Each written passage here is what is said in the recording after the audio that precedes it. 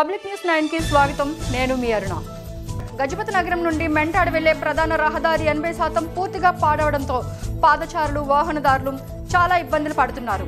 దీన్ని మనం మినిస్టర్ గారి దృష్టికి తీసుకువెళ్లి ఆ రోడ్డుకి మరమ్మతులు చేపట్టి మన కూటమి ప్రభుత్వం గొప్పతనం గురించి నలుగురు మంచిగా మాట్లాడుకునే విధంగా మన సీనియర్ నాయకులు కృషి చేస్తున్నారని మాట్లాడుకోవడం జరిగింది. విజయనగరం జిల్లా గడసాం గ్రామం దత్తిరాజేరు మండలం. ఆ గ్రామంలో ఉన్న రోడ్డు మార్గం గజపతి నగరం నుండి బైరీపురం వరకు ఉంది. ఆ రోడ్డు పునరుద్ధరణ పేరుతో గత 2.5 ఏళ్ల క్రితం పనులు మొదలుపెట్టారు. కానీ ఇప్పటి వరకు ఎక్కడ వేసిన గొంగలి అక్కడే ఉన్నాయి. గ్రామంలో వర్షం వల్ల ప్రజలు పంట నష్టం జరిగింది. గడసాం గ్రామ జనసేన పార్టీ నాయకులు నేతేటి రామచంద్రరావు మరియు జన సైనికులు పొలంలోకి వెళ్లి రైతులతో మాట్లాడి అధికారులకు తెలియజేయడం జరిగింది.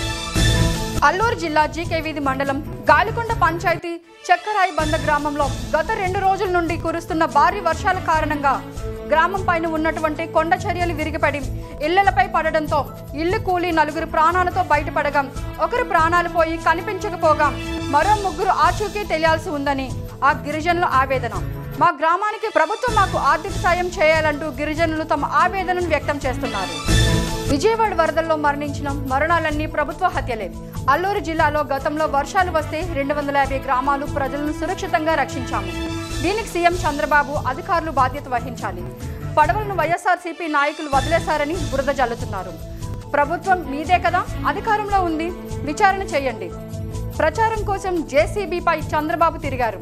అనకాపల్లి జిల్లాలో వర్షాలకు పంటలు మునిగిపోయాయి. ఒక్క అధికారి జిల్లాలో కనిపించలేదు. కోవిడ్ సమయంలో 5 కోట్ల మంది ప్రాణాలను వైఎస్ జగన్ కాపాడారు. వైఎస్ జగన్ ప్రవేశపెట్టిన డోర్ డెలివరీ వాహనాలు సహాయక చర్యల్లో ఉపయోగపడ్డాయి. వైఎస్ జగన్ రిటర్నింగ్ వాల్ నిర్మించకపోతే మరింత ప్రమాదం జరిగి ఉండేది. 45 మంది మరణాలకు చంద్రబాబు బాధ్యత వహించాలని మాజీ మంత్రి గుడివాడ అమర్ మాట్లాడారు.